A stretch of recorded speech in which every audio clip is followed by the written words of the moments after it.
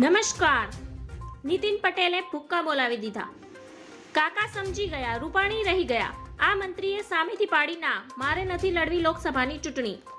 ગુજરાતમાં ટિકિટ મળી એટલે જીતની ગેરંટી, છતાં બાવળિયા સારી રીતે જાણે છે કે અહીં મંત્રી પદ તો છે, દિલ્હીમાં સાંસદ બનીને સાઇડલાઇન થઈ જશે એટલે એમને જાહેરમાં જ બળબાળાપો કાઢી લેવા દો અને લોકસભાની ચૂંટણી લડવી નહીં પડે. પૂર્વ નાયબ મુખ્યમંત્રી નીતિન પટેલે મહેસાણા બેઠક પરથી પોતાની ઉમેદવારી પરત ખેંચી લીધી છે.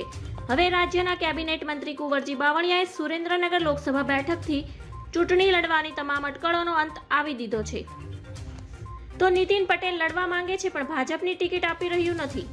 રાજકોટથી રૂપાલાનું નામ જાહેર થયા બાદ નીતિન પટેલે સામેથી ખુલાસો કરવો પડ્યો કે મારે લોકસભાની ચૂંટણી લડવી નથી. વિજય રૂપાણીને રાજ્યસભામાંથી સાંસદ બનાવીને તેમને કેન્દ્રમાં મંત્રી બનાવવા સુધીના પડીખા ફરતા થયા હતા. ધન્યવાદ. જય હિન્દ.